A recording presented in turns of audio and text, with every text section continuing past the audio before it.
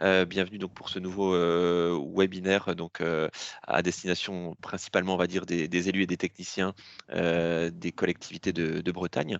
Et donc, alors attendez, j'en profite pour inviter ceux qui nous rejoignent. Donc, qui a pour thème donc promouvoir l'installation sur son territoire. C'est un webinaire qui voilà, qui va être divisé en 3 parties principales pour effectivement vous parler des dispositifs régionaux, sur l'évolution donc de ce dispositif, sur les chiffres clés de l'année passée, sur voilà, l'analyse aussi du rôle des collectivités. C'est bien pour ça qu'on fait un temps spécifique vers vous. Pour l'organisation pratique de cette heure, 1h15 maximum que l'on passera ensemble.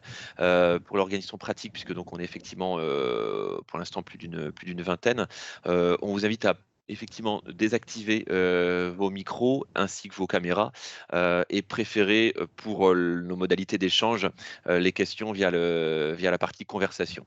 Voilà, donc vous pouvez poser dans la partie conversation vos questions dès maintenant, j'allais dire, et durant l'ensemble de la présentation. Et nous aurons, donc je vous l'ai dit tout de suite, trois séquences, 3 parties.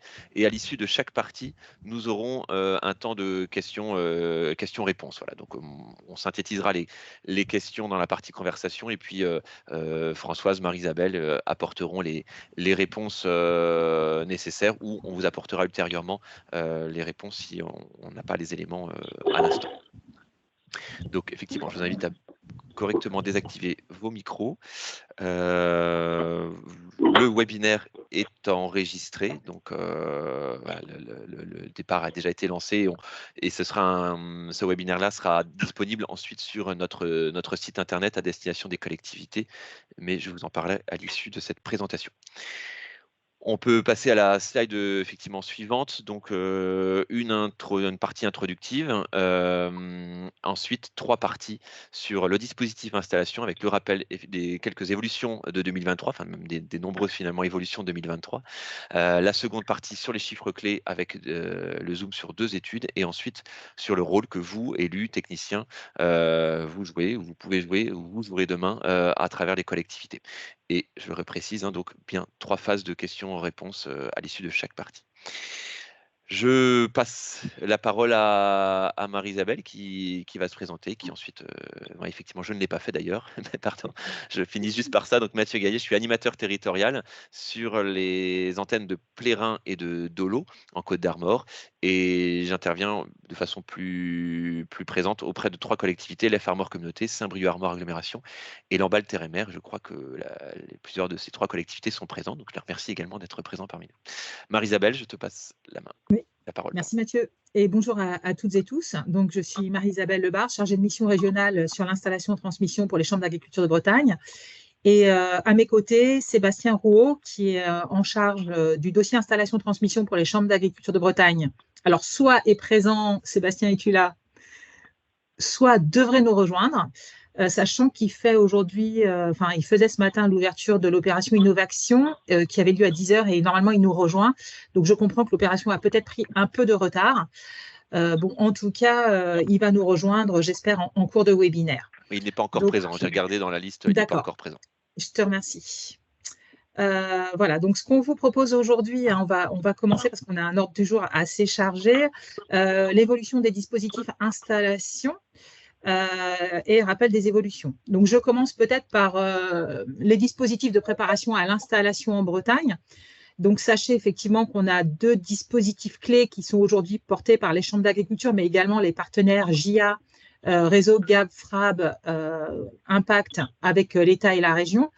Donc, le point accueil installation, donc c'est-à-dire l'accueil de tous les porteurs de projets qui le souhaitent, avec un numéro, avec 50 conseillers spécialisés de tout réseau qui répondent à leurs questions et qui sont disponibles par téléphone, mais également au niveau des antennes chambres d'agriculture, et ce qu'on appelle le centre d'élaboration du 3P, c'est-à-dire le dispositif de préparation à l'installation sous l'angle compétences, et qui est adapté vraiment à la fois aux porteurs de projets et aux projets, et qui fait du sur-mesure en termes de plan de formation. Donc, aussi bien pour les personnes issues du milieu agricole ou pas, on a la possibilité effectivement de leur proposer des formations adaptées en lien avec leur projet. Donc là, je vous rappelle effectivement le numéro, le site internet de ce point accueil. Donc voilà les grandes étapes, donc certains les connaissent sans doute, du dispositif installation régionale, mais encore une fois, qui se décline dans les antennes au niveau des départements et avec l'ensemble des partenaires. Voilà, donc la première étape, effectivement, c'est l'information sur les démarches. On a des journées spécifiques aussi pour les personnes qui ne sont pas issues du milieu agricole avec les bases de la création d'activités. Et pour ceux qui n'ont pas de foncier, la possibilité, effectivement, d'être orientés soit vers le RDI, mais globalement vers la SAFER, Terre de Liens. On multiplie plutôt les démarches puisque vous le savez, le frein à l'installation sous l'angle foncier est important et on propose du coup des éléments en ce sens. Pour ceux qui, au-delà du besoin d'information, souhaitent démarrer un projet d'installation, on leur propose de démarrer un plan de formation. Donc, c'est vraiment la seconde étape. Alors, je crois qu'on entend un écho. Est-ce que tout le monde peut bien vérifier qu'il a effectivement fermé son micro, s'il vous plaît? Merci. Ça a l'air mieux. Merci, Mathieu. Donc voilà, la réalisation d'un plan de formation, sachez que également ce stage 21 heures permet de rentrer aussi dans la priorité foncière qu'on appelle la priorité installation 4.2 au schéma des structures. Donc voilà, la proposition qui est faite ici, c'est vraiment de bâtir un projet avec le jeune. Et ensuite, il y a tout un tas de propositions qui sont faites, mais plutôt sous l'angle prestation, pour pouvoir accompagner les porteurs de projets. Donc voilà, un numéro unique, un dispositif qui est personnalisé. Il faut au moins 1 an de démarche et vous savez aussi que ne serait-ce que pour les autorisations d'exploiter, il y a des délais relativement importants, notamment sur des zones, et il y a de plus en plus de zones où il y a des enjeux fonciers et de concurrence importants. Et le temps de la réflexion et de la construction du projet, de toute façon, voilà, on est presque sur une gestation de l'ordre de 9 mois en fonction des projets et des situations, mais on est quand même souvent sur une bonne année. Donc, on a un site internet, une newsletter aussi pour les porteurs de projets qui relaie tout un tas d'informations et vous pouvez également y avoir accès. Et puis, des pages Facebook à la fois autour du foncier pour mettre en avant des fermes intéressantes et une page Facebook aussi du site Je me lance. Donc, voilà un petit peu ce qui est fait. Et puis, à l'instar de l'installation, depuis 2015, c'est constitué en Bretagne ce qu'on appelle le réseau transmission qui a mis en place un point accueil transmission. Donc, voilà, 25 partenaires dont vous avez les logos qui se sont mis voilà, autour de la table pour proposer, à l'instar de l'installation, un dispositif transmission avec un point accueil transmission qui est géré par les conseillers chambres d'agriculture sur leur mission de service public. Donc, ce sont les personnes qui gère également le RDI, le répertoire départ installation, et qui permet d'accueillir voilà, tous les contacts et toutes les questions des cédants et de les orienter à la fois vers des partenariats, vers des dispositifs, vers des opérations de sensibilisation, des opérations locales. Ça peut être des évaluations, de la recherche de repreneurs. Là aussi, on est sur du cas par cas. Et notamment l'audit de transmission qui est aussi financé par la région. Donc voilà un petit peu, à l'instar de l'installation, un dispositif transmission qui existe et qui peut être relayé également localement. Donc, quelles sont les missions, puisque c'est une question qu'on nous pose souvent des chambres d'agriculture, puisqu'on a quelque part deux casquettes, on a une mission de chambre consulaire, de mission de service public, et puis on a une offre de service. Donc voilà, j'ai mis en bleu ce qui relevait plutôt de la mission de service public et du coup gratuite, et ce qui relève de la mission de prestation et de conseil sur lequel les porteurs de projets et les cédants ont tout à fait le choix d'être accompagnés ou pas, et une palette aussi qu'on leur propose de prestataires. Donc en bleu, on retrouve le point accueil installation, le répertoire départ installation pour la recherche de ferme et le dispositif de préparation qu'on appelle le 3P. Et par contre, en parallèle, on leur propose du coup du conseil et des formations. Dans les missions de service public, on a aussi la préinstruction des aides et la préparation des commissions CDOA, qu'on appellera demain comité installation, et les structures. Sur la partie transmission, on a un petit peu voilà, l'équivalent. Sur les plans des missions consulaires, on a le point accueil transmission. Alors, PAT, je sais que ça ne vous évoque pas du tout point accueil transmission. On va essayer de dire point accueil transmission. Le répertoire, mais côté recherche de repreneurs. Et en mission de service public, on a donc le répertoire des par installation, mais également ce qu'on appelle la gestion des DICA, des déclarations d'intention de cessation d'activité avec la MSA, pour sensibiliser tous les cédants 5 ans avant l'âge légal de la retraite.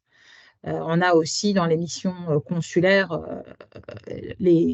tout ce qui est information, avec notamment un guide de la transmission que vous voyez ici, hein, les clés de la transmission, qui est disponible et qui est relayé par l'ensemble des partenaires et qui est mis en place par l'ensemble des partenaires du réseau transmission. Donc voilà un petit peu pour éclaircir peut-être les missions qui existent, qui peuvent être relayées à la fois en termes de missions consulaires et de missions plutôt d'offres de services. Je vais laisser maintenant la parole à Françoise qui va se présenter sur la partie nouvelle programmation des JA. Oui, bonjour à tous. Donc Françoise Filet, je suis responsable de l'équipe conseil entreprise et installation au niveau des Côtes d'Armor. Donc les aides à l'installation fonctionnent effectivement par programmation, souvent calquées sur les périodes aussi des aides PAC, hein, dont vous avez sûrement entendu parler. Donc là, on vient de lancer donc, une nouvelle programmation qui va de 2023 à 2027. Alors, elle n'a pas commencé tout à fait début 2023, puisqu'elle a commencé sur les dépôts de demande de DGA depuis le 1er mai de cette année. Dans les évolutions importantes par rapport à ce qu'on a pu connaître dans le passé, c'est effectivement une DGA unique. Donc ça, c'est quelque chose de nouveau. Hein. On avait précédemment différentes modalités d'engagement qui permettaient d'avoir du bonus par rapport à une DGA de base. Donc là, la volonté globalement de la région, hein, puisque c'est un pilotage région dorénavant, était de simplifier. Une des simplifications a été effectivement le choix d'une DGA unique. Donc la DGA est au montant de 22 000 € avec deux variations. Quand on s'installe sur une des îles bretonnes, on a accès à une DGA de 30 000 €. Et si on s'installe à titre secondaire et non à titre principal, ce qui est le cas de la DGA de 22 000 €, on a l'équivalent d'une demi-DGA, donc en l'occurrence 11 000 € si on s'installe sur le continent ou 15 000 si c'est une installation dans les îles. Dans les évolutions notable de cette nouvelle programmation, c'est l'âge minimum pour pouvoir bénéficier de la dotation jeune agriculteur, puisqu'on est passé de 18 ans à 20 ans. L'âge maxi, malheureusement, je dis malheureusement parce que c'était aussi une des demandes de la profession, est resté aux 40 ans. Hein, c'est une limite qui semble être imposée par la réglementation européenne. Juste pour l'évoquer très rapidement, pour les 40-50 ans, il y a un autre dispositif d'aide. Le diplôme agricole minimum requis est de niveau 4, ce qui correspond à l'équivalent d'un bac. Hein, et il s'agit d'un diplôme agricole. Hein, donc ça, c'est un impératif qu'a retenu aussi la Bretagne. Et il y a la notion aussi, l'obligation de 3P validé. Le 3P, comme l'évoquait à l'instant Marie-Isabelle, c'est un plan de formation et de montée en compétences donc, qui doit être validé, c'est-à-dire que l'ensemble des actions identifiées dans le 3P doivent avoir été réalisées. Il peut y avoir dans certaines situations la possibilité de ne pas être tout à fait titulaire de son diplôme. Il peut être en cours, mais voilà, c'est réservé à certaines situations. Dans les engagements aux validations, aux VAE, hein, qui peuvent être tout à fait rentrés dans ce cadre-là. Les validations d'acquis d'expérience sont parfois intéressantes sur notamment des projets des personnes en reconversion. Donc ça, c'est des choses qui sont tout à fait possibles. Tout à fait. Donc, dans les engagements, il y a l'obligation d'être agriculteur pendant au moins 4 ans, hein, les fameux 4 ans qui correspondent à la période d'engagement. Il y a l'obligation de mettre en œuvre le projet conformément à la description qui a pu en être faite. Et le document support est le PED, plan d'entreprise durable. Hein, dans les grandes simplifications, par contre, de cette nouvelle programmation, c'est qu'il y a moins de suivi réglementaire. On peut faire évoluer son projet par rapport à ce qu'on avait prévu. Il n'y a pas l'obligation d'en informer, dans l'immense majorité des cas, la région. Et il n'y a pas d'avenant. Et le contrôle est limité et simplifié. Hein. Il n'est pas défini précisément à ce jour, mais il y aura peu de points de contrôle. Ce qu'il y aura bien évidemment, c'est d'être toujours exploitant à l'issue des 4 ans. Et dans les autres points contrôlés aussi, une des nouveautés de cette nouvelle programmation qui a été portée par l'ensemble des organisations agricoles, hein, c'était l'engagement dans un collectif. la volonté, c'est que le jeune installé ne reste pas tout seul dans son coin, qu'il s'engage dans un collectif, on va dire quel qu'il soit, mais qu'il rencontre d'autres, qu'il sorte de son exploitation. Dans les collectifs qu'on peut identifier, c'est les groupes de développement, la participation à la vie d'une CUMA. Ça peut être aussi de la formation. Voilà, c'est vraiment l'inciter avec des possibilités larges pour que ça ne soit pas discriminant. Juste, François, j'en profite puisque là, on est avec les EPCI, de dire que ce collectif, il peut être intéressant aussi localement. Par exemple, si on mettait en place des programmes de formation, par exemple autour de l'agroécologie, pour sensibiliser notamment aux enjeux locaux, agroécologie, mais peut-être tout type de transition, c'est des choses qui peuvent être très intéressantes pour mobiliser les jeunes localement. Tout à fait. Et la volonté, c'est qu'ils s'y engagent dans ce collectif dès la première année d'installation pour qu'ils prennent, entre guillemets, les bonnes habitudes, puisque ce qu'on constate quand même, c'est que ceux qui se sont engagés dans du collectif arrivent à trouver un petit peu de temps, plus ou moins important selon les situations. Et voilà, une fois qu'ils y ont vu l'intérêt, il y a possibilité de s'organiser pour pouvoir participer à des démarches collectives. Le dossier de demande d'aide donc, est composé d'une étude globale d'installation, c'est la nouvelle terminologie. Ce qui est nouveau, par contre, par rapport à ce qu'on a pu connaître dans le passé, c'est qu'il y a un cahier des charges. Alors, comme on le disait, la région souhaite sécuriser l'installation, donc met beaucoup l'accent sur la réflexion, le travail qui est fait en amont d'installation, et par contre est moins dans le suivi et le contrôle une fois la personne installée. Donc, dans l'étude globale d'installation, ça n'est pas qu'une étude technico-économique, loin de là. Elle se veut très, très large dans le cadre d'une approche globale où on aborde, juste pour citer quelques exemples, tout ce qui va être lié à l'humain.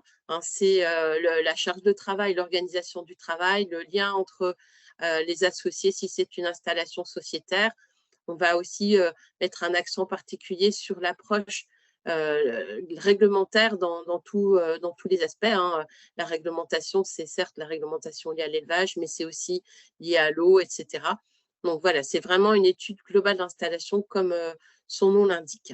On a aussi tous les aspects résilience de projet, sensibilité, prévention des risques, qui sont aussi intégrés dans cette étude globale. Et les questions d'agroécologie en font partie également.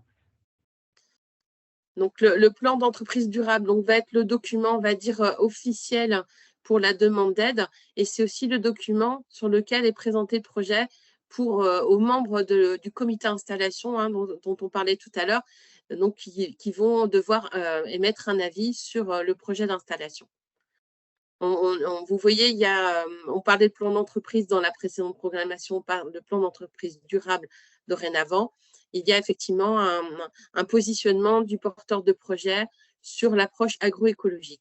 Il n'y a pas à proprement parler d'engagement, les engagements se font dans d'autres cadres, mais par contre, le souhait, c'est que les porteurs de projet réfléchissent à leur projet, à leur exploitation et repèrent un peu les démarches éventuellement qui ont déjà été faites sur ces thématiques d'agroécologie ou ce qu'ils peuvent envisager. Pour compléter sur cette partie agroécologique, là, on parle de la demande d'aide et de l'étude globale d'installation, mais j'en ai pas parlé. C'est aussi des thèmes qui sont intégrés et qui sont en train d'être rénovés et réactualisés dans le cadre du stage 21 heures du 3P pour que les jeunes, effectivement, appréhendent au mieux ces questions de transition qu'ils ont devant eux. On a, vous le verrez dans la présentation que va faire Marie-Isabelle tout à l'heure, effectivement, pas mal de projets qui sont sur des circuits courts.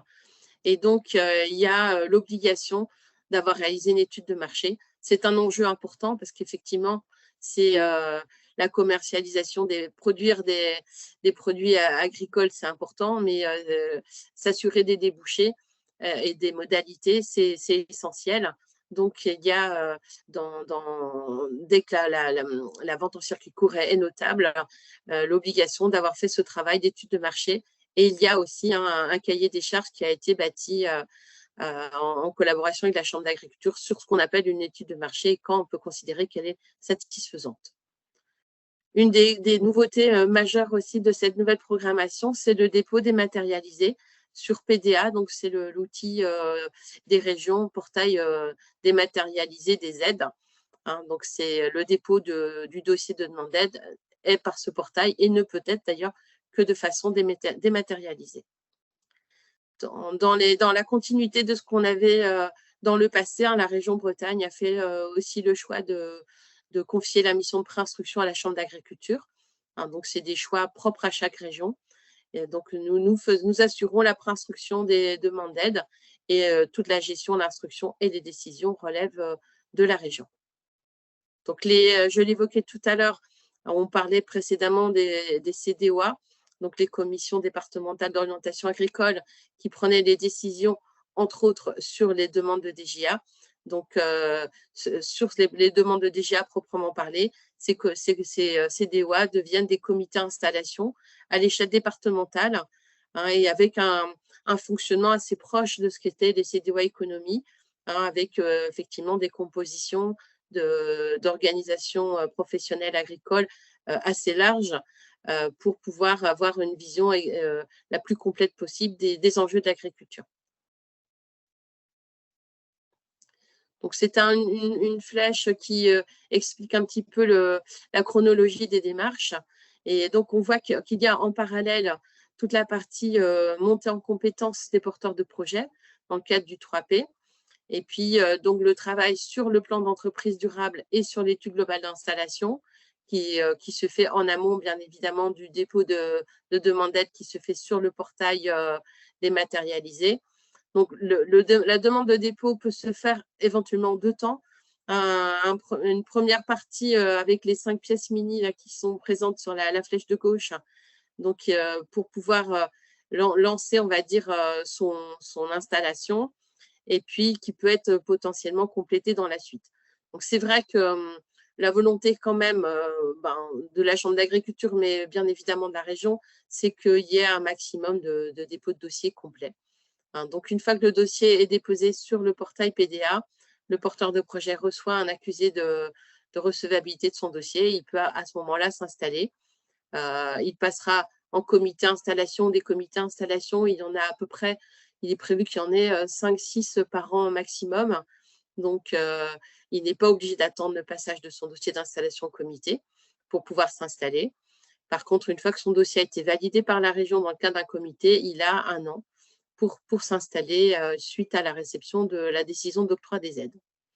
Et devra justifier donc de son installation effective conformément à ce qu'il avait prévu dans son PED. Et une fois cette vérification réalisée, il aura le versement de sa DGA. Donc, la DGA est versée en 2 fois, 80% dans les mois qui suivent l'installation et le solde, donc les 20%, une fois vérifié, une fois réalisé le contrôle à 4 ans. Donc, je l'évoquais tout à l'heure juste en introduction. En parallèle donc, de ce dispositif DGA, il y a aussi un dispositif qui existait déjà précédemment porté par la région Bretagne, le SIA, soutien à l'installation en agriculture, qui est accessible aux personnes qui ont entre 40 et 50 ans avec des conditions aussi, en dehors de l'âge, assez proches de celles des bénéficiaires de la DGA. Et puis, une évolution, par contre, par rapport à ce qui existait précédemment, donc les projets équestres, c'est en particulier les installations centres équestres, relèvent à présent de ce dispositif SIA. Et le montant donc, a été réévalué puisque c'était 6 000 € précédemment et c'est 8 000 € à présent.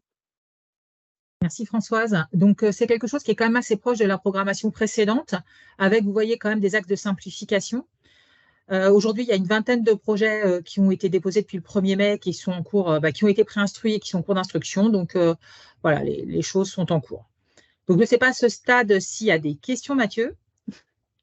Oui, alors merci de cette première partie, en effet. Une question sur, quand a été évoqué effectivement le point accueil-installation, une question sur l'évolution de ce point accueil-installation. Voilà, monsieur Ouais. Haas nous dit que ça pourrait peut-être être transformé en point accueil, formation, installation, transmission. Est-ce que ça vous dit quelque chose? Donc, effectivement, ça nous dit quelque chose puisque le point accueil-installation, c'est dans le cadre d'une labellisation nationale, effectivement, qui a lieu dans toutes les régions. Ça a été prorogé depuis 2 ans. notamment à cause de le Covid, mais maintenant pour se caler aussi sur la PAC. Donc, on pensait qu'à partir de 2024, il y aurait sans doute autre chose. Alors, je ne pouvais pas pouvoir répondre à Monsieur Haas parce qu'effectivement, on attend des informations, notamment suite aux travaux qui ont été menés sur la PLOA, sur la prochaine loi d'orientation agricole. Et c'est vrai qu'il y a des discussions en cours au niveau national pour savoir quel sera le dispositif demain. Et effectivement, on entend parler alors de PAIT, de points accueil, installation, transmission, de guichet unique. En tout cas, c'est des questions qui sont en cours, mais je n'ai pas plus d'infos à ce stade. On en aura peut-être avant l'été, courant été, et dès qu'on en aura, on fera une communication et on y travaillera en région Bretagne avec l'ensemble des partenaires, mais je n'ai pas de réponse à cette question, qui nous taraude pour autant. Très bien, mais merci. A priori, à ce stade, pas d'autres questions donc, sur cette nouvelle programmation. Donc, sans transition, sauf si des questions arrivent, on peut passer à la partie 2 sur les chiffres clés, les chiffres de l'installation-transmission. Ça marche. Merci Mathieu. Sachant que s'il y avait des questions là-dessus, de toute façon, en tant que pré-instructeur, on fait de l'information et on est tout à fait disponible pour pouvoir donner plus d'informations là-dessus.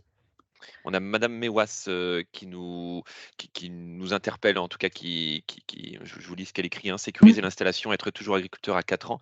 Est-ce qu'il y a une analyse et un bilan détaillé sur l'installation avec un point plus spécifique sur les difficultés? Eh bien, merci pour la transition. Donc, dans ce qu'on va vous proposer sur cette partie 2, il y a une partie chiffres et puis il y a une partie effectivement études. Et dans une des 2 études qu'on a menées, qu'on va essayer de présenter, il y a une partie sur l'analyse de la pérennité, effectivement. Donc, on va vous donner des éléments là-dessus. Donc, sur la partie chiffres clés, je vous rappelle que la Chambre d'agriculture a une mission observatoire avec une plaquette que vous voyez et qui va arriver, je pense, dans la semaine qui vient et qu'on pourra complètement vous communiquer, notamment dans le cadre de la newsletter collectivité et qui sera en ligne de toute façon en PDF. Et voilà. Ça fait plaisir. Camille, on vous entend. Je suis en train de vous envoyer un mail. Alors, Camille, si vous pouviez couper le son. La nouvelle personne qui vient de se connecter à son micro ouvert. Je te l'enlève. Sinon, tu peux peut-être lui désactiver le son, je ne sais pas. Bon, en tout cas, on va vous présenter ces chiffres. Voilà. Mais il faut quand même que… Alors, je ne sais pas pourquoi. Normalement, Marie-Isabelle, tu peux t'exprimer. J'ai coupé les Oui. micros. J'ai un problème de déroulé. Voilà. Donc là, vous avez la carte de France des installations aidées. Donc 482 installations l'année dernière. En 2022, vous avez les chiffres par département. Bon, on est sur un plateau. Si vous regardez le diagramme en dessous, en gros, depuis 2009, on est autour de 480 installations. C'est plutôt une bonne dynamique pour la région Bretagne, sachant que ce qu'il faut savoir, c'est qu'on avait 2000, là, on est plutôt à 1800 départs. Donc, on est quand même, si on regarde aussi les installations non aidées, à une installation sur 3 départs. Donc, c'est vrai que ce n'est pas satisfaisant en termes de renouvellement des générations, d'où les travaux qui sont menés et qui ont été remontés notamment dans le cadre des travaux sur la loi d'orientation agricole, sur l'attractivité des métiers, sur la simplification et sur accompagner aussi sur l'accès au foncier, etc. On en reparlera tout à l'heure. Donc, ce n'est pas suffisant, mais en tout cas, c'est une relativement bonne dynamique, relativement stable, avec 70% d'installations aidées. Sachant que pour les personnes qui ne demandent pas les aides, pour la plupart, c'est la capacité professionnelle ou la capacité à dégager un SMIC à 4 ans, ou parfois ça peut être un choix aussi de ne pas faire cette demande d'aide, qui sont les raisons majeures. Sur les caractéristiques à la fois des profils et des fermes au moment de l'installation, on est sur quelque chose de très tendanciel en 2022, c'est-à-dire une augmentation progressive de l'âge avec aujourd'hui 30 ans. 30% de femmes, c'est plutôt une bonne année. J'ai refait un zoom là-dessus ensuite, à voir si ça perdure. On était plutôt à un quart. Même si on est d'accord, ce n'est pas forcément suffisant. Sur l'installation individuelle, on est à un quart, c'est quelque chose d'assez tendanciel. Sur le bio, sachant que je compte à la fois les gens qui sont aux conversions au moment d'installation et les gens qui reprennent une ferme en bio, on est à 40% et c'est quelque chose de stable depuis 2-3 ans. Les projets avec vente directe ou circuit court, c'est-à-dire avec au moins un intermédiaire, on est à 27% et c'est pareil, c'est quelque chose de relativement stable depuis 2-3 ans, mais qui a été en augmentation.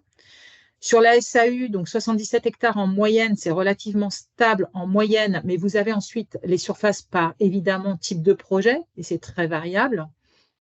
Quelque chose qu'on voit de plus en plus, c'est les projets en création, c'est-à-dire des gens qui s'installent sur du foncier mais qui ne reprennent pas un outil existant, notamment de bâtiment, ou des gens qui changent d'orientation. Donc, c'est quelque chose qui est plutôt en augmentation et qui répond notamment à cette question de discordance entre l'offre et la demande, à savoir des porteurs de projets qui cherchent plutôt des petits fonciers pour voilà, faire soit du maraîchage, des plantes aromatiques, enfin une diversité de projets et qu'on va retrouver dans ces projets de création.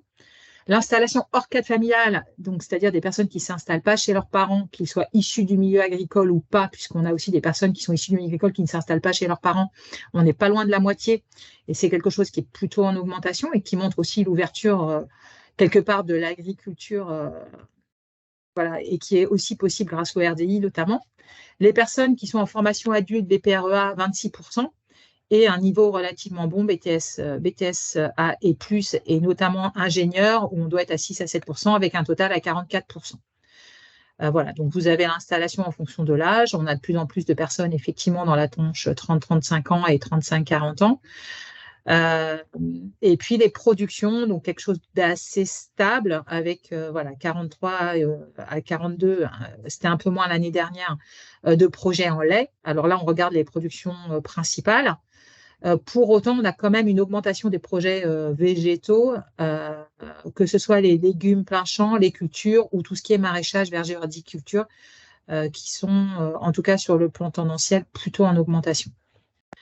Donc, voilà un petit peu le profil des installations. Et pour les productions, on a une diversité évidemment locale, mais notamment départementale. Et vous avez les chiffres départementaux avec, par exemple, l'Ille-et-Vilaine, très laitier, le Finistère avec aussi davantage, bien sûr, de légumes plein champ, mais aussi de maraîchage, verger, horticulture, ce qui est le cas aussi pour le Morbihan avec 25%. Donc, un petit zoom sur l'installation des femmes. Donc, je vous disais, ça fait longtemps qu'on est autour d'un petit quart. Là, depuis 2 ans, on a l'impression qu'on augmente. Donc, on espère que c'est plus que quelque chose de ponctuel, mais qu'on est sur quelque chose de plus tendanciel. Alors, bon, à vérifier dans le temps. On a un profil de femmes un peu différent de celui des hommes. Donc, vous avez les chiffres en bleu pour les hommes. Donc, elles s'installent un peu plus tard, davantage sur des projets de création.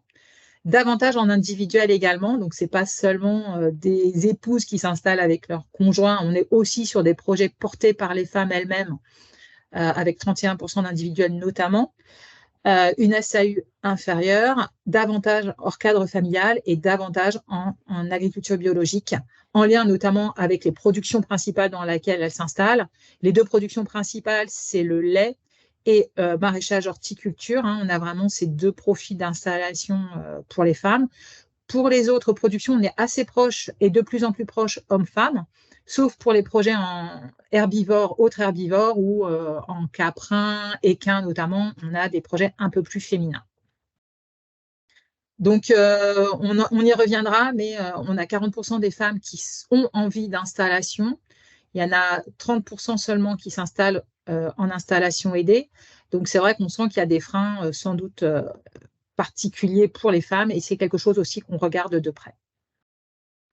Un zoom sur les projets en agriculture biologique. Donc, je pense que la courbe est explicite, une augmentation importante au moment de l'installation de l'agriculture biologique avec 40%. Un profil aussi spécifique, un peu plus âgé, un peu plus féminin, un peu plus hors cadre, beaucoup en création et beaucoup de liens avec la vente directe et de plus en plus de liens avec la vente directe et une SAU inférieure. Et dans quel type de production on les retrouve?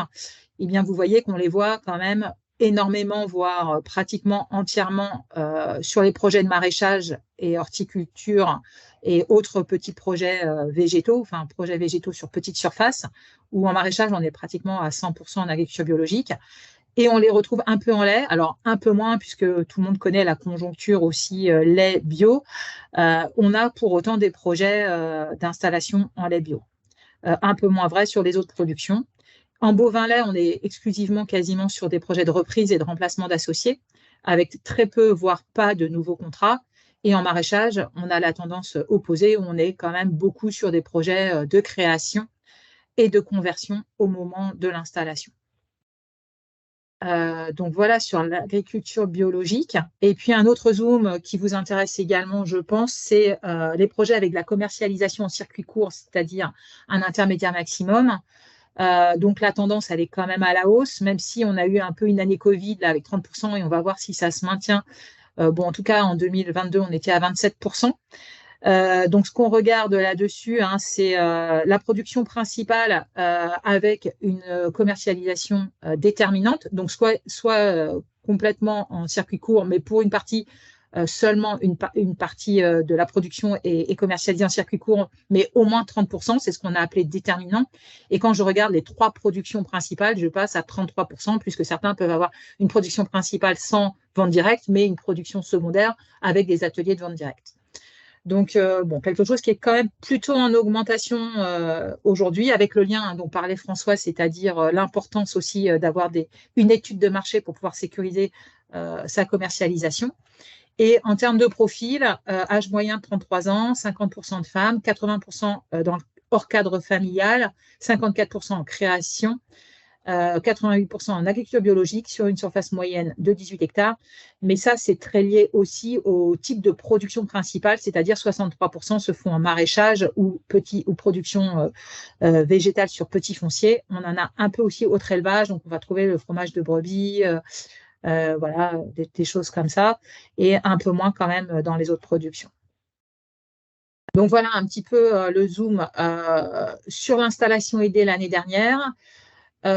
Sur les territoires, une grosse diversité de dynamiques en fonction des EPCI. Hein, donc là, c'est l'année dernière, mais on a aussi ces chiffres consolidés sur 5 ans. Donc ça, si ça vous intéresse, c'est des choses qu'on peut mettre complètement à disposition.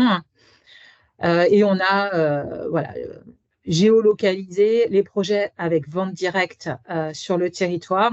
Donc, on n'est pas seulement sur du littoral et du périurbain. Hein. On voit qu'en Centre-Bretagne, l'année dernière, on a eu aussi pas mal de projets. Et puis, pareil, sur l'agriculture biologique, hein, qu'on soit en conversion ou en reprise, voilà un petit peu la répartition des projets en agriculture biologique de l'an dernier. Donc, par rapport à ces chiffres clés, la plaquette, elle sort et elle va vous être communiquée si ça vous intéresse en PDF ou en papier, sachant qu'il existe aussi à l'échelle des territoires ce qu'on appelle les profils de territoire qui viennent d'être nouvellement édités. Donc là, on a un exemple, mais les 60 plaquettes voilà, sont disponibles et voilà, on verra tout à l'heure. Mais vous avez des chiffres pas seulement sur l'installation, on a des chiffres donc RGA 2020 et les données installation 2021, avec une caractérisation des exploitations, des agriculteurs, des installations, mais aussi du vieillissement de la population agricole, de l'usage de la SAU, les types de production, l'agriculture biologique, la vente directe, voilà, un certain nombre de caractéristiques qui permettent de connaître mieux l'agriculture de votre territoire. Sur globalement le dispositif installation, l'année dernière, il y a eu 2143 demandes au point accueil installation, donc c'est plutôt en augmentation. Et 55% de ces personnes qui ont envie ou en tout cas qui ont des questions sur l'agriculture sont orientées pour démarrer un projet d'installation. Donc, à contrario, 45% ne sont pas à ce stade sur un projet d'installation, sont en réflexion, soit avec une orientation vers de la formation qualifiante, soit de la recherche de foncier, soit du salariat, des réflexions, des outils de réflexion type émergence de projet, etc., espace test, sachant qu'on peut multiplier, voilà, on peut être à la fois en recherche de foncier et en réflexion. Donc voilà, c'est une population sur laquelle il y a un travail particulier qui est réalisé, puisque c'est des personnes qui sont intéressées, mais qui aujourd'hui prennent soit le temps de la réflexion, soit ont des freins à l'installation. Sur les 55% qui sont orientés, 931 ont démarré un 3P l'année dernière et sont aujourd'hui en train de finaliser leur plan de formation, soit ensuite avec une demande d'aide des JA, soit une demande 40-50 ans, soit qui vont s'installer sans les aides en fonction de leur profil et de leurs souhaits.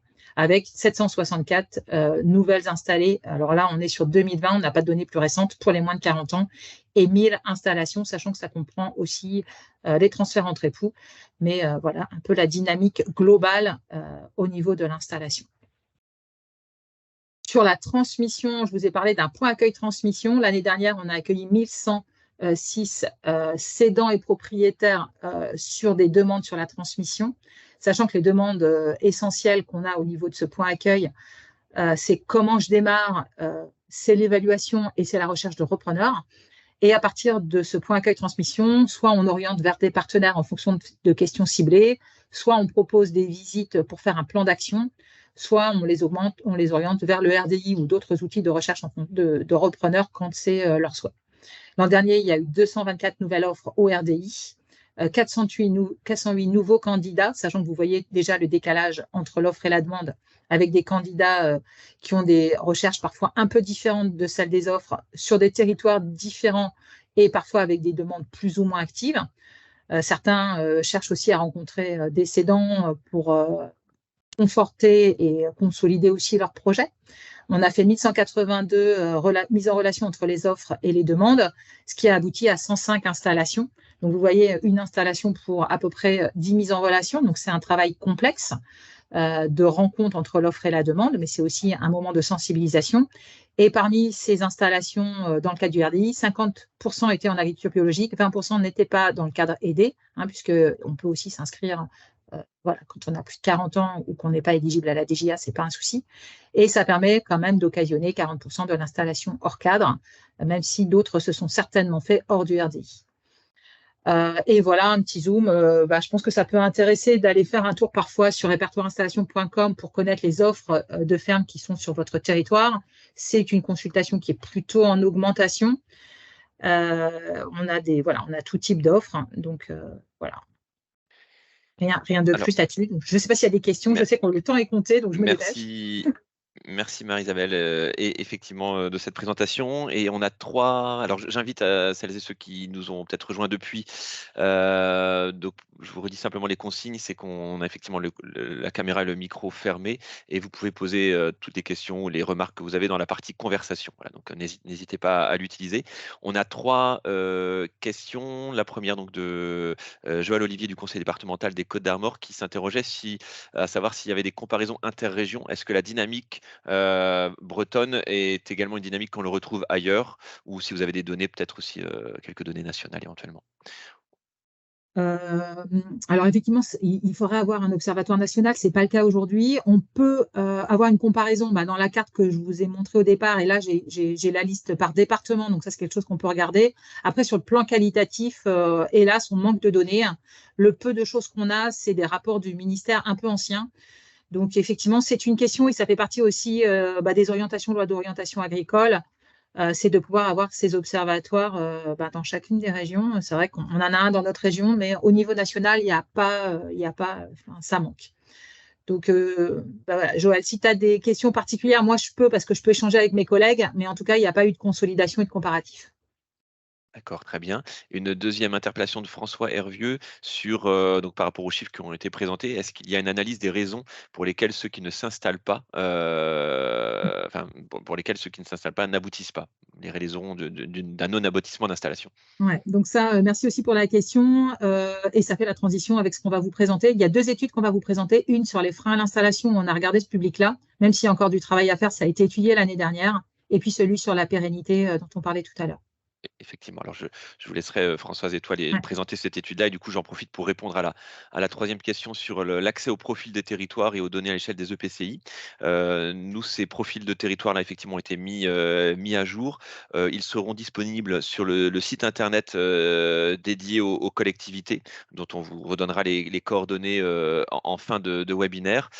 Si vous êtes présent aujourd'hui, c'est qu'on a eu accès à votre adresse mail. Donc, on vous enverra également la prochaine newsletter qui partira le 20 juin prochain, où vous aurez un rappel de ces éléments-là. Et par ailleurs, pour ceux qui aussi préfèrent peut-être les échanges de main à main, j'allais dire, ou de visu, nous avons une vingtaine d'animateurs territoriaux implantés en Bretagne, et c'est aussi à l'occasion des échanges entre les collectivités et ces animateurs territoriaux, animatrices territoriaux, que vous pouvez accéder à ces profils de territoire. Voilà. Donc on a à la fois les profils de territoire, et je fais toute une parenthèse très courte, on a également des profils énergie, voilà, qui sont plutôt en lien avec les plans climat notamment.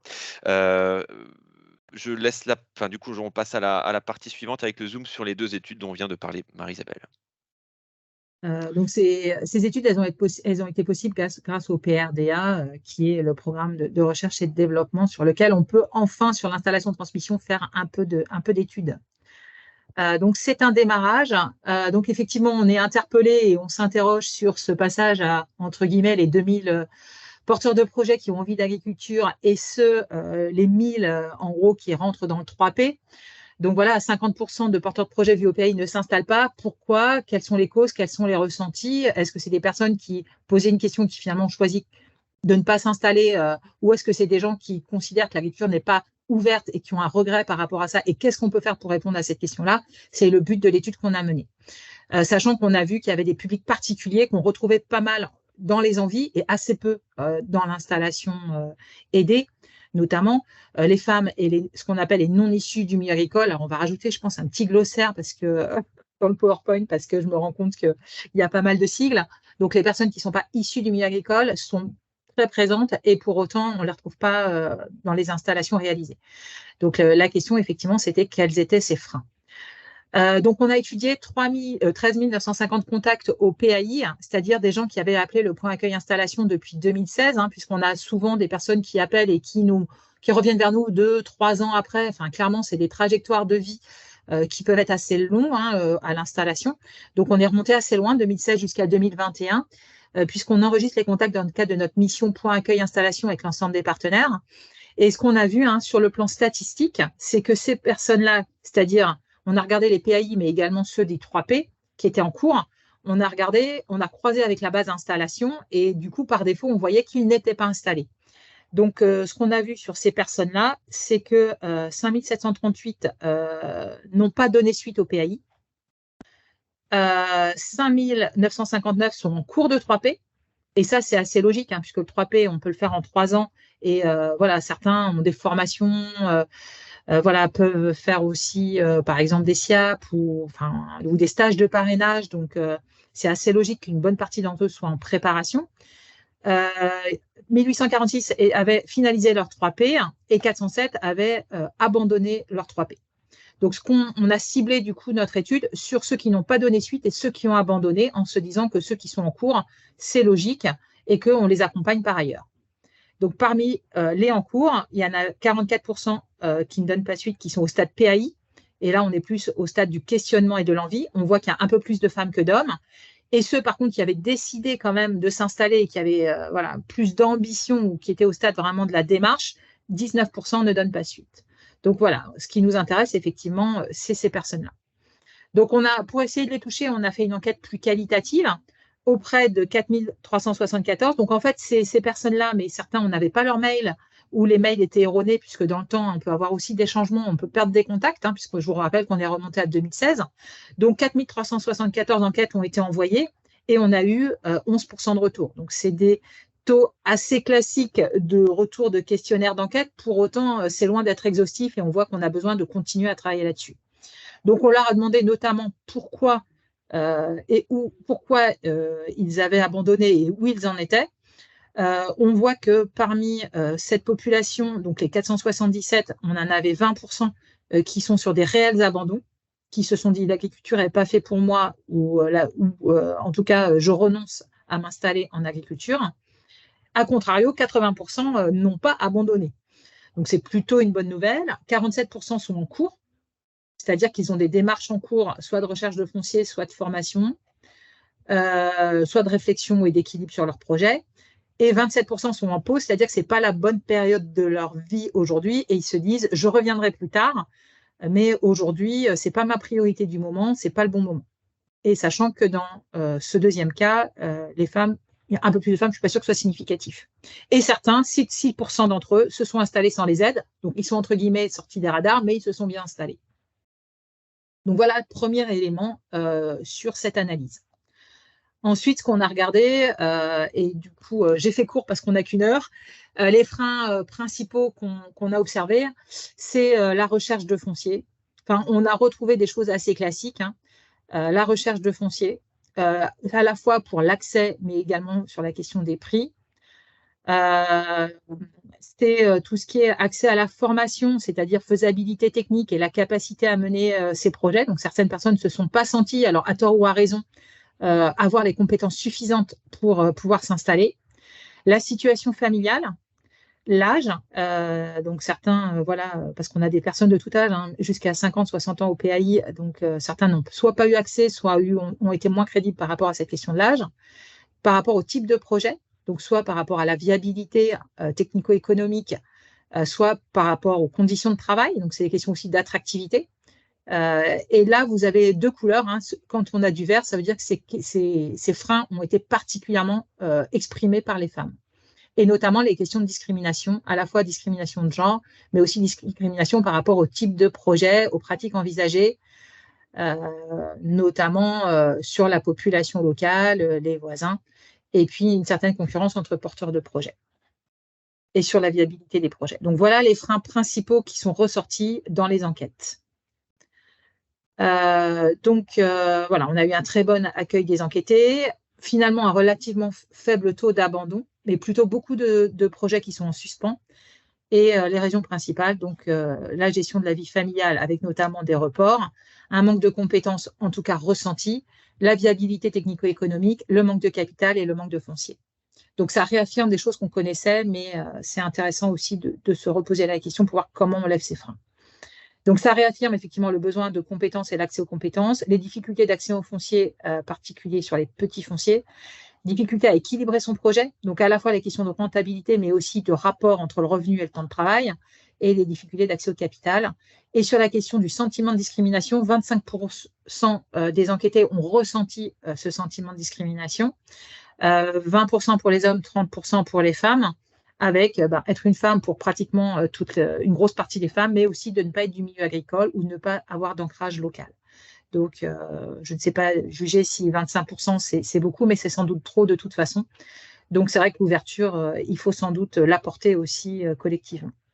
20% ont exprimé des difficultés dans la rencontre avec les cédants qui préfèrent parfois transmettre à l'identique ou à une personne du milieu agricole, et plutôt à un couple qu'à une personne seule. Donc, voilà, c'est des choses qui sont ressorties aussi, sur lesquelles il y a des travaux en cours, mais ça réaffirme ces choses-là. Donc, aujourd'hui, ces travaux, de toute façon, on a des accompagnements personnalisés et adaptés et on est en train de faire des webinaires, notamment sur l'accès au foncier, sur la prévention des risques. Il y en a un aussi sur la recherche de financement en cours. On a fait aussi des documents et notamment un webinaire sur la lutte contre les discriminations dans le cadre notamment déjà la Journée de la femme et les supports sont disponibles sur l'adresse ici. Et on a des travaux du coup qui continuent et notamment sans doute un stage à nouveau l'année prochaine pour aller un peu plus loin sur ces questions-là. Donc voilà pour ce premier stage et je laisse Françoise sur ce deuxième stage sur la pérennité des installations. Merci Marie-Isabelle. Donc concernant la pérennité, c'est vrai que la première question qu'on s'est posée, c'est comment va-t-on définir la pérennité? Est-ce que le simple fait d'être toujours agriculteur par exemple à 5 ans est en soi un critère de pérennité? On a très vite effectivement répondu que ça n'était pas suffisant. Et on a essayé de définir, donc avec notre stagiaire en particulier, comment on pouvait définir la pérennité. On y a vu bien évidemment l'aspect financier, c'est le premier auquel on pense. Voilà, est-ce que l'exploitation est suffisamment rentable et plus que des critères comptables, on s'est dit, est-ce que l'exploitation permet aux jeunes installés de prélever ce dont il a besoin voilà, par rapport à ce qu'il a envie de prélever ou ce dont il a besoin à titre personnel. On a aussi considéré comme étant un facteur important la pénibilité. Alors, bien sûr, on pense à pénibilité physique, mais c'est aussi pénibilité morale. Être chef d'entreprise, forcément, c'est un poids aussi à porter et qui est plus facilement supportable selon le profil des personnes. Et puis, troisième point, l'aspect social. C'est effectivement les relations. Alors, les relations au sein de la structure entre les associés, par exemple, mais ça peut être aussi avec les salariés, quand il y a des salariés dans l'exploitation. Et c'est aussi le lien avec son territoire. Voilà, comment on se sent sur son territoire avec les autres habitants du territoire. Donc, on a la façon dont on a défini du coup la pérennité d'une exploitation agricole, c'est la capacité qu'a une exploitation à perdurer dans le temps tout en assurant à son exploitant une situation économique, morale et physique acceptable. Alors, c'est une façon de définir les choses. Après, c'est la difficulté, ça va être de comment on quantifie, on identifie effectivement l'atteinte des objectifs. Donc, pour faire cette analyse, on a disposé de différentes sources. Alors, on s'est vite aussi rendu compte des limites. C'est pour ça qu'on a, quand Marie-Isabelle introduisait tout à l'heure, on est sur vraiment un début et non une fin, parce que plus on travaille sur cette thématique, plus on voit des choses à creuser. Donc, on avait des données issues de nos missions de préinstruction, notamment du suivi des engagements des jeunes installés. Donc, un certain nombre de données qu'on a pu récupérer de l'administration et d'autres données que l'on avait nous-mêmes saisies. On a aussi, à cette occasion, identifié voilà, les données plus particulièrement à suivre et on a créé un outil de suivi donc qui nous permettra d'avoir, dans les années à venir, un travail plus approfondi. Et on a également réalisé une enquête auprès de jeunes installés. Donc, sur le taux de maintien, c'est une donnée nationale, donc, alors, qui date un petit peu, mais on se rend compte qu'on est encore dans ces tendances-là. Donc, la courbe du haut, c'est le taux de maintien, donc les personnes encore exploitantes après 5 ans d'installation. Donc, vous voyez, on est sur un niveau élevé en agriculture, autour de 98%. Et la courbe en dessous, c'est le taux de maintien. Donc, la première, c'était sur l'installation aidée, je ne sais pas si je l'ai précisé. Et la courbe du dessous, c'est l'ensemble des installations. Donc, sachant que les installations aidées représentent à peu près les 2/3. Donc, ça veut dire que les installations non aidées, on est sur des taux de maintien nettement inférieurs. Et donc, si on compare à d'autres secteurs d'activité, dans le commerce, par exemple, on est à 50%. Donc, on est malgré tout sur un taux de maintien important en agriculture. Donc, sans rentrer précisément peut-être dans les détails, on a regardé un petit peu dans les jeunes installés qui avaient cessé au cours des 5 premières années d'installation, quelles en étaient les raisons. Alors, de la même façon, on n'a pas forcément des données exhaustives, mais les tendances, en tout cas, c'était que dans 80% des cas, les arrêts étaient pour des raisons financières. Et puis, dans 20% des cas, on était sur des problèmes d'entente. Bon, ce sont des choses que l'on avait forcément à l'esprit. Ça permet de les objectiver, davantage. Et on a regardé aussi donc, dans les 90 arrêts qu'on avait repérés, dans quelle production avaient lieu ces arrêts. On retrouve toutes les productions, et ça, c'est pas forcément étonnant, bien évidemment, mais pas forcément dans les proportions dans lesquelles se font les installations. Notamment, ce que l'on retrouve de façon plus importante, et on va y revenir tout à l'heure, c'est les installations en maraîchage. Et comme le disait Marie-Isabelle tout à l'heure, ce sont des installations bien souvent dans le cadre de création, en circuit court ou autre, ce qui forcément amène des facteurs de risque. Et puis aussi dans les autres élevages, notamment petits ruminants et équins. Après, donc le petit tableau sur le genre, donc plus difficile de l'interpréter. Donc là, juste un des résultats, puisqu'on a bien évidemment pas mal de données, c'est le revenu disponible agricole moyen à 4 ans. Donc, en moyenne, toute production confondue, on est autour de 27 000 €. Donc, vous avez un petit encart qui montre la différence homme-femme. Alors, ne soyons pas sur des conclusions hâtives. Ça ne veut pas dire que les femmes travaillent moins bien ou ont des exploitations moins rentables. C'est souvent lié aussi au type de production, au type de projet. Et on voit dans ce graphique qu'effectivement, il y a une différence notable de rentabilité, de revenus disponibles en fonction de la production dans laquelle on s'est installé. Puisque avec certaines des différences qui sont significatives, ainsi les installés en équin maraîchage, ovin viande, plantes aromatiques et médicinales ont des revenus disponibles agricoles significativement inférieurs aux autres agriculteurs. Et à l'inverse, si on regarde les installations en production porcine, leur revenu disponible agricole est significativement supérieur. Donc, on a, et ça, ce n'est pas non plus forcément une surprise, une différence en fonction des productions. Donc, et du coup, on a voulu interroger les jeunes installés pour voir avec eux comment pouvait s'expliquer, au-delà peut-être de la rentabilité, et c'est un terme sûrement un petit peu exagéré d'une production plus que d'une autre, puisqu'on voit aussi que dans une même production, si on prend le troisième avant à droite, qui concerne la production porcine, certes, en moyenne, on est supérieur, mais vous voyez qu'il y a des points effectivement très élevés, mais qu'il y a aussi des points faibles. Donc, la production à elle seule ne suffit pas à expliquer l'écart de rentabilité. Juste pour compléter et pour prendre aussi des pincettes, cette étude, elle a été menée donc, sur les jeunes installés entre 2015 et 2017 en année 2022. donc 770 agriculteurs dans le cadre du contrôle des revenus réglementaires disponibles agricoles.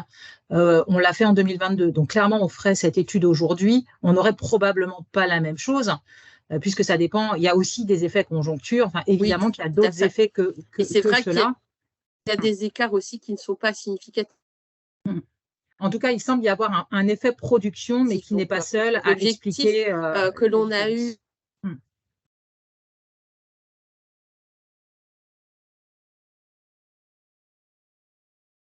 Quand on a mené ce travail au niveau de la Chambre d'agriculture, on insiste plus particulièrement. Il nous reste une grosse dizaine de minutes. Je dis ça simplement parce que Merci, je ne Mathieu, veux pas mettre la pression, mais il faut absolument qu'on aborde aussi le point sur le rôle des collectivités. Merci. Sur la partie enquête, là, on a une partie juste qui dépeint l'échantillon qui est très varié, mais peut-être avec un 8% de taux de réponse, mais du coup, peut-être Françoise, plus sur les résultats de l'enquête qualitative. Tout à fait. Donc, on a demandé aux jeunes installés leur ressenti. Donc, vous avez en haut à gauche, effectivement, le ressenti par rapport à la vivabilité. Voilà, est-ce que ça me semble vivable d'être exploitant? Et vous voyez que une majorité d'entre eux sont très satisfaits. Donc, on a peu de jeunes installés, quelles que soient finalement les conditions financières ou autres, qui considèrent que ça n'est pas vivable. Ça, c'est plutôt quelque chose de rassurant. Et concernant la pénibilité, on voit que c'est à peu près moitié-moitié entre ceux qui considèrent que c'est pénible et ceux qui sont satisfaits de ce point-là. Et sur le montant des prélèvements privés, c'était de voir à peu près quelle était la fourchette.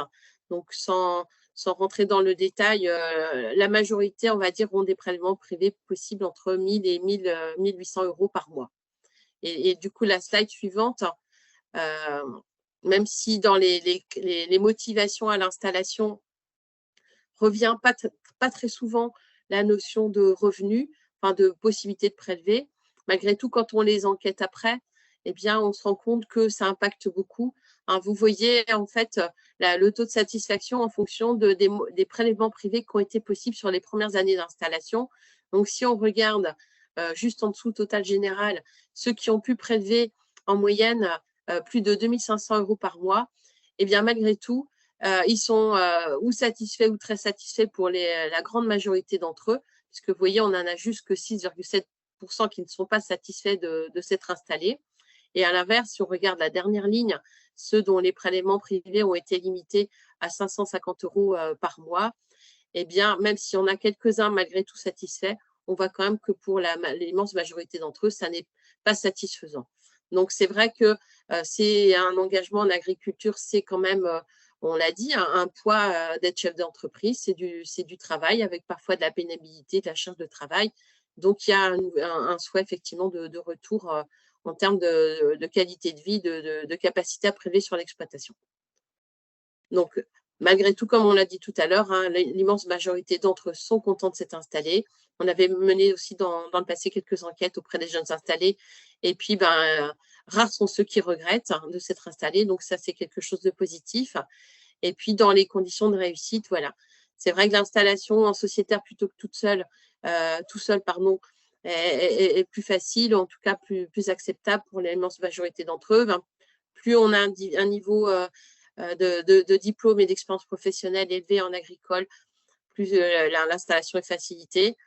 Le contexte, effectivement, va forcément impacter aussi la perception que l'on a de son installation. Et un nombre important d'entre eux aussi mettaient une importance à l'implication dans la vie professionnelle et locale. Les aides, forcément, sont un facteur facilitant, même si ça n'est pas l'unique motivation de l'installation aidée. Donc, un grand chantier en perspective, puisque plus on travaille sur la thématique, plus on voit des points à approfondir. Donc, on a prévu de mener, et probablement avec l'appui aussi d'un stagiaire, un travail d'approfondissement sur cette problématique-là. On va sans doute mettre en place aussi un 4 pages un peu plus conséquent que ce qu'on vous propose aujourd'hui, et notamment avec le lien, même si on ne peut pas parler de causalité, entre la réussite et le revenu, et ces critères-là. Donc, on va finaliser un 4 pages qu'on pourra aussi communiquer. Merci Françoise. Je ne sais pas s'il y a des questions sur cette séquence. Marie-Isabelle et Françoise. Et effectivement, on a une remarque, une demande de précision de François Hervieux sur est-ce que ce sont des prélèvements bruts ou nets sur les données que vous avez pu nous Net. C'est vraiment ce qu'on peut prélever pour vivre. Très bien. N'hésitez pas à indiquer vos Ouais. questions. Mais effectivement, on voit que ces deux Zooms, ces deux études apportent quand même des éclairages tout à fait pertinents. Et je vous propose dans ce cas-là d'utiliser nos 8 à 10 dernières minutes sur le rôle des collectivités directement dès maintenant, sans transition particulière. Juste là, on voulait faire un zoom puisqu'on sait qu'aujourd'hui, vous êtes notamment interrogé par la région autour d'un pack installation, suite notamment aux états généraux qui se sont déroulés l'année dernière et dans le cadre du projet de la stratégie de la région. Donc, je vous remets un schéma que vous avez dû avoir et être présenté par la région, à savoir tout le contexte des dispositifs qui existent et qui peuvent être mobilisés pour promouvoir l'installation-transmission, sachant que certains peuvent y travailler dans le cadre de leur PAT, dans leur cadre, il peut y avoir des entrées différentes sur le questionnement sur l'installation-transmission, mais je crois que vous êtes nombreux, et si vous êtes là aujourd'hui, ça le montre aussi, à être intéressés pour voir comment agir sur cette promotion de l'installation et cette orientation de l'installation et cette favorisation de la transmission en faveur de l'installation. Donc voilà un peu les différents dispositifs, on en a abordé certains qui peuvent être mobilisés localement pour faire ce pack installation. Mais moi, j'ajouterais aussi les dispositifs qui existent et qu'on a évoqués aujourd'hui sur l'installation qui peuvent être à la fois déclinés, relayés, mais aussi amplifiés si vous le souhaitez et si vous en avez besoin sur votre territoire. Il ne s'agit pas de quelque chose qui est régional et déconnecté du local. Donc, c'est aussi mobilisable localement. Et puis, c'est ce qu'a un petit peu présenté aussi Mathieu, mais qui va y revenir. On a à la Chambre d'agriculture une organisation de proximité, que ce soit au niveau technique avec les chargés d'animation territoriaux, mais que ce soit au niveau professionnel dans les cadres de comités d'élus. Donc voilà, de cette façon, on peut contribuer déjà à la construction de la stratégie agricole et notamment en appui sur les profils de territoire. On peut décliner les dispositifs et les amplifier sur les territoires. Parce qu'à un moment donné, c'est aussi l'intelligence collective qui fera qu'un RDI et que l'offre et la demande se rencontreront davantage. C'est tout l'aspect réseau. C'est la possibilité aussi d'animer ou de co-animer des cellules foncières, d'animer et de préinstruire aussi des compléments de DGA que certains mettent en place au niveau des collectivités, de participer à des comités BRIT, prêt d'honneur, qui sont en train de se mettre en place localement. Et vous avez dû avoir aussi des présentations, notamment d'Initiative Bretagne, sur ces comités, et de mettre en place aussi des actions spécifiques sur mesure en fonction des enjeux et des besoins. Donc voilà, en tout cas, la Chambre, elle est partenaire là-dessus. Elle peut vous aider à connaître et à voir ce qu'on peut décliner en fonction de vos enjeux. Et d'ores et déjà, donc il y a une plaquette qui existe et qu'on peut aussi redispatcher dans le cadre de ce moment de partage sur les initiatives qui existent et qui peuvent être proposées aux différentes EPCI.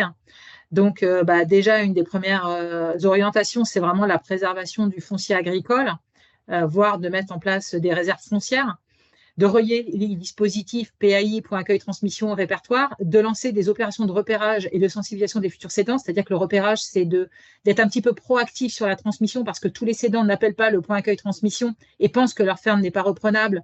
Donc, des fois, de les mettre en mouvement, c'est de peut-être, et c'est ce qui est fait parfois, de les repérer, mettons, 5 ans avant l'âge légal de la retraite et de les booster un petit peu pour essayer de travailler sur leur projet de transmission et de donner toutes les chances en termes de stratégie d'entreprise et de rencontres de porteurs de projets pour réussir les transmissions.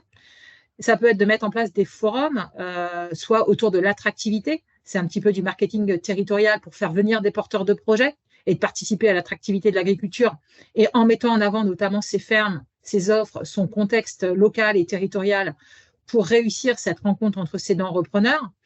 Ce qui existe également et qui peut être fait, c'est des journées collectives, JIA, de réunir par exemple les jeunes installés moins de 5 ans. Donc ça peut être des journées d'information, mais on l'a vu tout à l'heure avec la nouvelle DGA, il y a la possibilité, ils auront à rentrer dans des collectifs. Donc on peut aussi leur proposer des collectifs thématiques.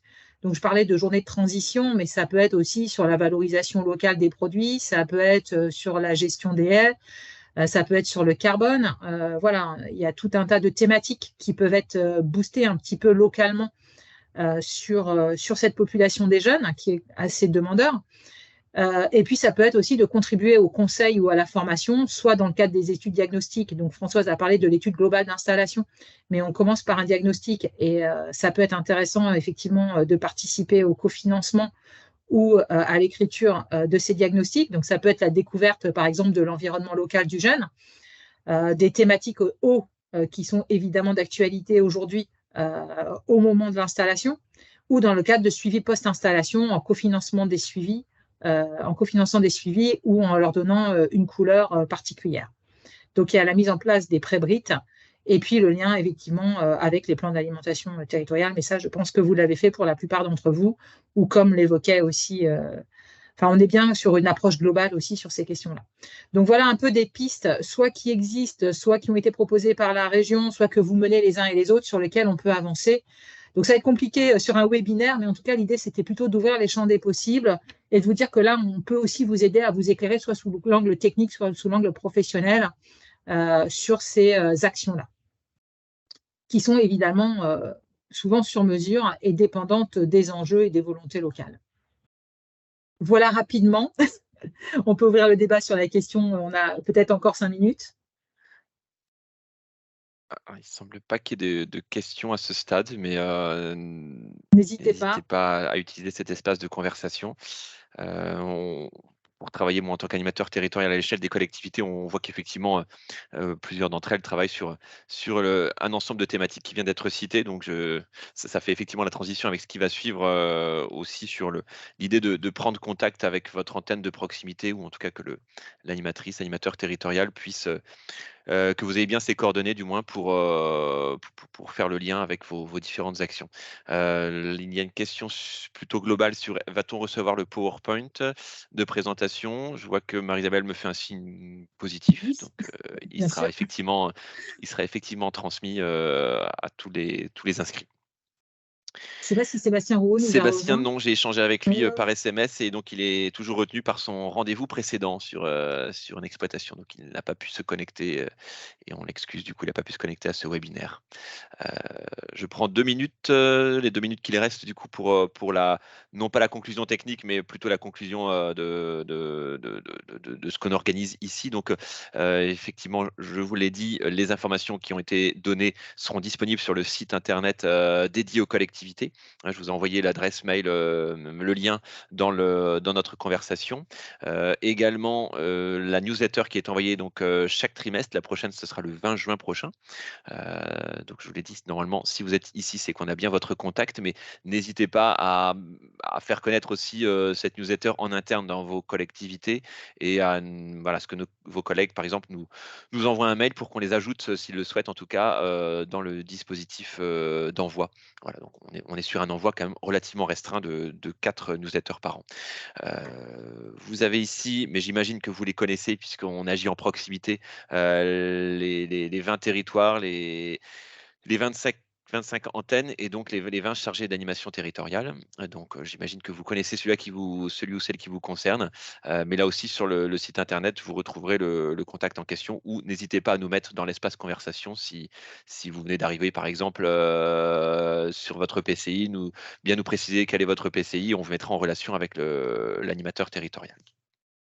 Et pour conclure ce webinaire d'1h15, vous dire qu'il y a deux autres temps forts, 2 autres webinaires qui vont arriver. Le premier sur le partage de l'espace, qui est aussi une véritable question. Lieu de vie, lieu de travail, lieu de loisirs. Donc ça, c'est en partenariat avec le réseau rural. Ça sera le 16 juin. Et on est sur un format d'1h15, 1h30, de 11h à 12h30. Et le dernier webinaire, donc pour cette série-là en tout cas, sur la situation économique de l'agriculture bretonne, du jamais vu, effectivement. Donc, ce sera le 23 juin, de jamais vu, j'allais dire, à la fois sur la hausse des charges et puis sur la hausse des recettes. Vous pouvez encore vous inscrire pour ces 2 temps forts là, et je conclurai donc par le temps fort. Maintenant, on est sur peut-être 6e, 7e année, je ne sais pas, de la journée territoire au SPACE, donc à Rennes, dans le cadre du SPACE, du salon agricole. Ce sera le 14 septembre.